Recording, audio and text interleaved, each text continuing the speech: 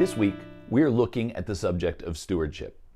When talking about stewardship, many times I refer to the 3 T's: time, talent, and treasure. Most times when we hear people talk about stewardship, we assume that they're talking about finances and possessions, treasure. But today I'd like to address the other 2, time and talent. I want to tell you about a person who has been a blessing to me. Several years ago, this person came to me and asked who it was that was responsible for maintaining our church sign, changing the phrases and words of encouragement. At the time, that was something that I was doing. She asked me if it was something that I wanted to continue to do. Then she said that she thought that it would be something that she could do to help take something off of my plate. She went on to say that she had the time to do it, and she felt like it was something that she would be good at. Now, I didn't mind changing the church sign, but I was thrilled that she saw this as an opportunity to use her time and talent for the Lord. And it warms my heart when someone notices something that they think they would be good at, and then they volunteer to do it.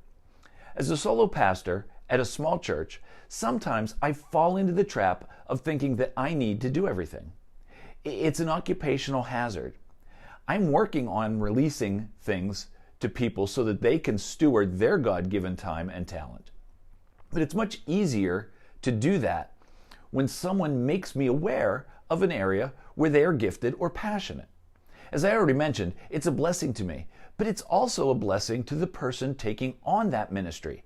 And I don't use that word ministry lightly. You see, for me, the church sign wasn't a ministry, it was a task that needed to be done.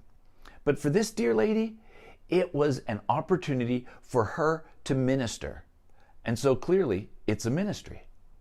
Do you see an area in your life where God can use you? Are there things that you could do as a ministry? It doesn't have to look like a ministry to be one. You just have to be willing to be used by God and to use your God-given time and talent or treasure for the glory and honor of God. That's a ministry. And that's a blessing.